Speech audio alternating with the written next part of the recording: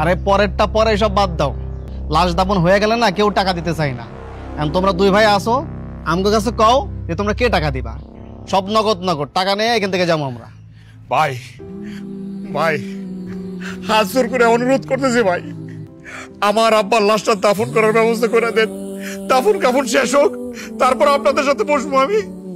এইসব হাত পা ধরে কোনো লাভ নাই, আগে আমাকে টাকা, তারপরে দাফন কাফন যা করার কইরো। হ্যাঁ শিয়াব, তুই কিছু কষ্ট না কে? আব্বার তো কষ্ট হইতাছে। আব্বা মরার আগে এত টাকা দেনা করছে, এটা শুই না তো আমগরও কষ্ট হইতাছে। শিয়াব কোনো টাকা পয়সা দিতে পারবো না। আয় রাইসা, ঋণ কি আব্বা নিজে খাওয়ার জন্য করছিল, নাকি সব টাকা তোমাকে বিয়াতে ঢালছিল? সব ভুলে গেছে এখন? শিহাব, নিজের বউয়ের কথা মতো নাচতে তো চলবো না এখন। বোবা গেছো কে? কিরে শিয়াব, তুই ভুলে গেছস? বিয়ার সময় তো তুই কিছু করতি না, বেকার আসিলি। তুই তো আব্বারে ধরছস। তুই বলছস আব্বা আমার বিয়াতে 400 লোক খাওয়াই দিব, না হলে মান সম্মান থাকবো না। আমার বন্ধু বান্ধব আছে 200। আবার কি কইছস? তোর বউর স্বর্ণ গয়না দিতে হইব, ওইগুলা দিতে গিয়ে তো আব্বার ঋণ করছে, নাহলে ঋণের দরকার ছিল। এসব গল্প শোনায় আমগর কোনো লাভ নাই। কি হলো জামাল মিয়া, আমরা দুজনকে খাড়াই থাকবো? আর বুঝলাম না, তোমরা দুইটা দামড়া পোলা থাকতে এই চাচার লাশকে এখানে পচবো? হ্যাঁ না না না না না না, আমার আব্বার লাশ আমি পচতে দেবো না।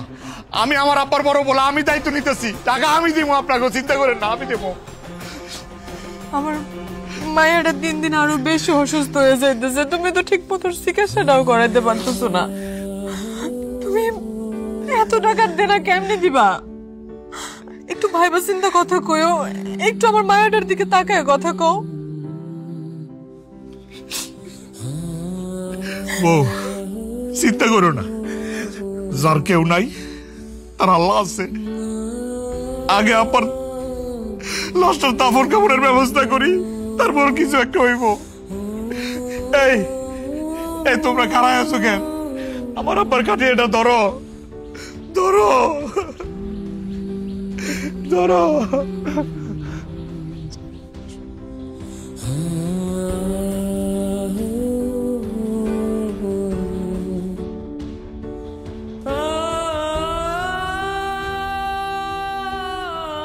দাদা ভাই, দাদা ভাই,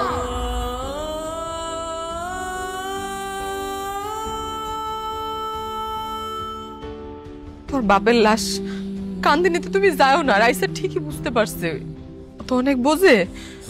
এই লাশটা কান্দি নিলে আবার তোমার ঋণ দিতে হইতে পারে। ওই যে তোমার ভাই, সে ওই লাশ কান্দি নিছে মানে ঋণের বোঝা কান্দে নেওয়া।